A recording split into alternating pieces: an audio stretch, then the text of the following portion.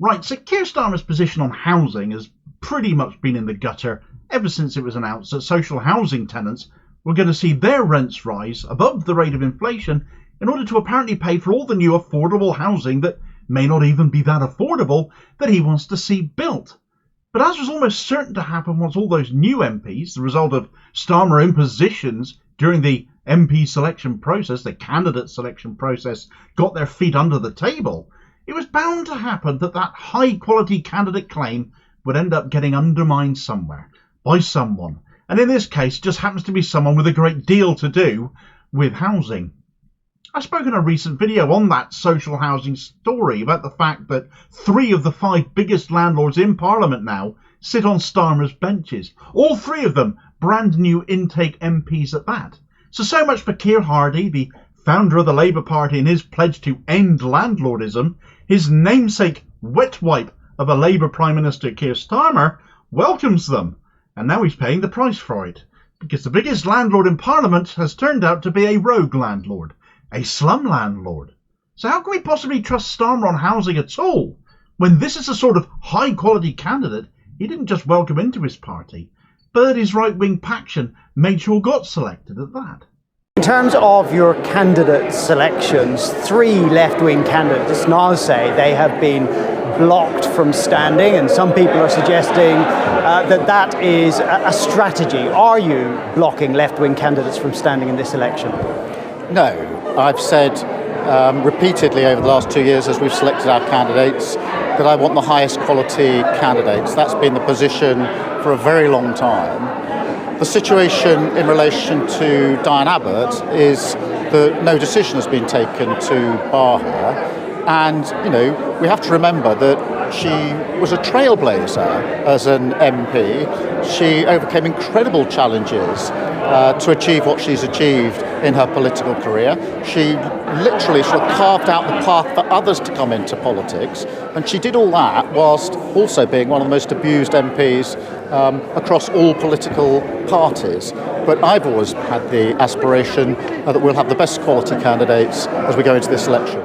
Right, so regular viewers might recall that I've used that clip a time or two in the past on other videos where Keir Starmer is talking about his high-quality candidates, because it really is the gift that keeps on giving, because his high-quality candidates have proven a time or two to be anything but. But here he was talking about them as high-quality candidates. He only wants high-quality candidates. And that was all amidst left-wing claims ahead of the last general election that they were being purged, that the left were being deselected intentionally. And of course that was all what Keir Starmer was there defending, trying desperately to keep left-wing Diane Abbott out of the Labour Party, whilst also praising her as a trailblazer. A fight the optics of which had become so sour over, he eventually of course relented and readmitted Abbott back into the party to stand once more as the MP for Hackney. I'd forgotten until I re-watched that myself that former Welsh First Minister, and again the Starmer choice, high-quality candidate Vaughan Gething, was in the background of that clip. A guy who took such a large and such a dodgy donation from a fly tipper that it scandalised him out of the door eventually himself, despite clinging on in the job as Welsh First Minister for as long as he could by his fingernails. Another fine example of Keir Starmer's high-quality candidates. But now, of course, we're back to Jazz Athwal. I only talked about him the other day. The new MP for Ilford South and the biggest landlord in Parliament with 18 properties to his name, all but 3 of them being residential. All 15 properties of those residential properties Athwal is a landlord of are flats in his home patch of Redbridge, it turns out, where until he was elected MP for Ilford South, he was the leader of Redbridge Council and had been since 2014. He stepped down from that role now that he's an MP, but he remains a councillor nonetheless, a representative of that area. I'm sure in light of this story, the people of Redbridge will be absolutely dead chuffed to hear he's still hanging around. But of course, as is so often the case with Starmers concerning Keir Starmer or any of his loyal band of Starmeroids, the curse of social media comes along to bite them on the posterior, because the receipts are always held there. And a tweet Athwal made in 2018 regarding poor rental accommodation is very much doing the rounds right now, and, well, quite understandably so. Today, a rogue landlord was fined £7,500 for severe overcrowding in their HMO, House of Multiple Occupancy, property, and failing to comply with our licensing conditions. We will not tolerate substandard housing conditions for our residents. Redbridge Council have just expanded our landlord licensing scheme so it now covers almost our entire borough. This new scheme will enforce standards in rented properties and help us crack down on rogue landlords like the one mentioned above. Jazz Athwell's words there. We will not tolerate substandard housing conditions for our residents, he said. Words to be hammered into the epitaph of Athwell's parliamentary career, or ought to be if there was any justice or any likelihood of something being done about him. But I'll come back to that point in a moment. We better establish not just what Athwell has done here, but the scale of it and the implications for Starmer here too, and his claims of his so-called high-quality candidates once more. First, there is Redbridge Council's expanded landlord licensing scheme. Guess who has the temerity to brag about the expansion of that licensing, yet whose properties turn out not to meet that same licensing standard are not licensed at all even? Yeah, Jazz Athwell's. The then council leader of 10 years who oversaw this expansion owns rental properties that don't actually meet the standard themselves. The flats are themselves in an awful condition, with black mould on ceilings and ant infestations in several properties as shown here. This is disgusting. It is unsanitary. Black mould is toxic. It is endangering the well-being and the health of his tenants. The ants are everywhere, one tenant claimed, on my kids' clothes and on their bodies.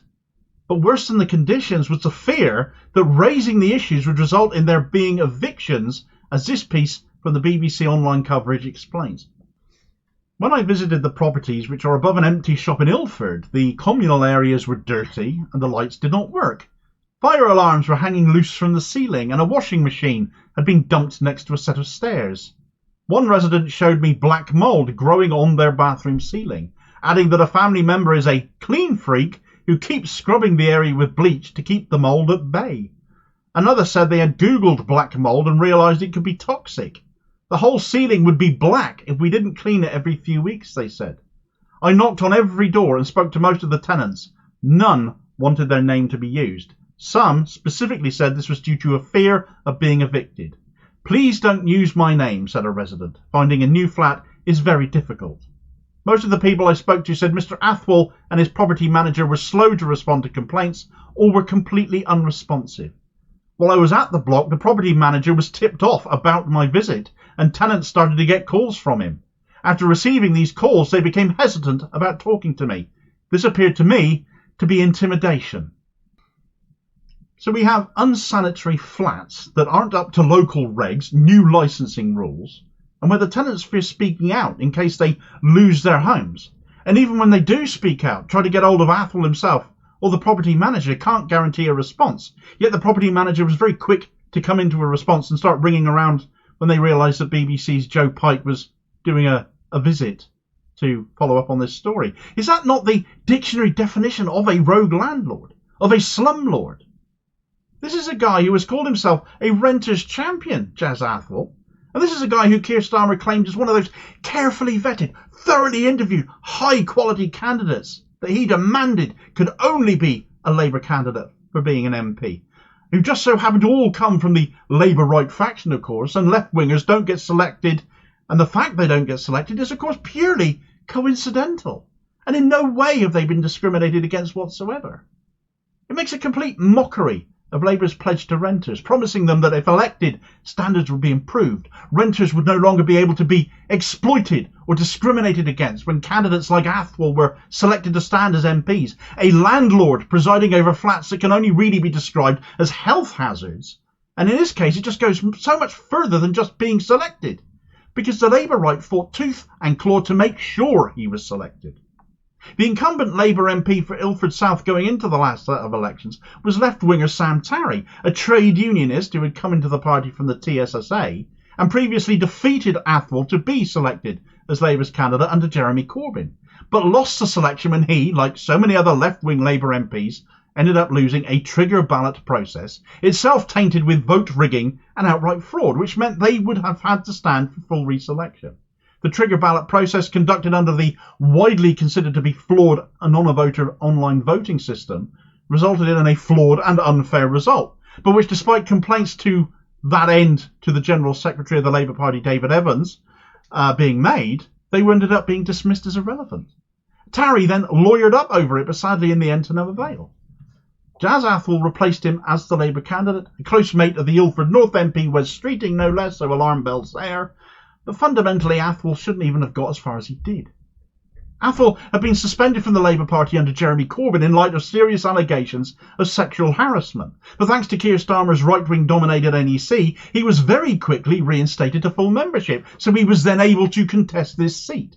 He was suspended for a total of something like 5 months. The accusations made against him, the exact nature of which have never been made clear, though an independent barrister brought in by Labour as a legal advisor on this case decided that Athwell should actually face further disciplinary process. Instead, his case was seemingly dismissed with great haste, and the Labour right never wavered in supporting him despite all of those claims. We still ought to have an answer over those matters. The people of Ilford South surely deserve to know what their MP did, as well as expect him to be held accountable over that and now his slum landlordism. Contrast Athwell's suspension with Diane Abbott's, as mentioned in that piece of video, who, for a wrong copy of a news article response, was suspended for well over a year, and Starmer desperately tried to avoid letting her be admitted and being able to re-stand as an MP at all. Starmer got his way where Athwell was concerned, though. Athwell is one of his MPs now. Athwell, in light of his exposure as a slum landlord, though, should have been suspended pending an investigation by now already over that. Renters in this country who voted Labour want reassurance. Or do they not count for another 5 years now because Starmer had their vote and all the promises he made to them don't matter anymore? Well, that would be entirely in keeping with Starmer's relationship with the truth, wouldn't it? Contrast that with a minimum 6-month suspension for 7 Labour MPs who dared to vote against keeping kids in poverty. Athwell was suspended for less time under Corbyn and not at all thus far under Starmer. Then those 7 have already been told they will be suspended for, and they will only, at the end of that 6-month period, have their conduct reviewed at that point. They won't automatically be reinstated as MPs. One rule for the left, another for Starmer's allies on the right. How can it be read in any other way? Athwell, in light of the housing scandal, has said he's sorry, has said it will be put right. But all of that smacks of, sure, you say that now, because you got caught. Black mould doesn't just appear overnight. Ant infestations in multiple flats, as has been reported. The same can be said of that. And that says nothing of the culture of fear amongst his tenants, that if they say anything, speak out in any way publicly, they could be evicted for it. Labour cannot say they are improving the rights of tenants when there are literally landlord MPs whose interest it will be to vote against such moves. Nor can they say they are on the side of tenants if nothing is done about Athwell's conduct. The message right now is you can't be a Labour MP if you vote against keeping kids in poverty, but you can if you are a slum landlord. Athwell, if he had any grace, would have resigned by now over this. Starmer should have suspended him already. If he doesn't do anything at all, that sends a message loud and clear that his Labour is on the side of rogue landlords and not victimised tenants, and there'll be just one more reason to remind us that Keir Starmer is not on our side. How can he be when he has private landlords in his ranks able to lobby Starmer's government on housing? I wonder why Starmer has gone after social housing tenants to pay for new housing, for example. For the life of me, I can't see a connection here, can you? So which is it, Keith? Are you going to stand by your man as a slum landlord like you did over those assault allegations, it would appear? Are you going to stand by him as a high-quality candidate? What does that say about all your MPs, in which case, if this is the standard? For more on Labour's housing crisis, particularly their assault on social housing tenants, I can't imagine who private landlords like Athwell would vote in their interests of either. Check out this video recommendation here as your next watch. Housing is growing into a bigger and bigger crisis for Starmer's Labour, and all of their own making. And I'll hopefully catch you on the next vid. Cheers, folks.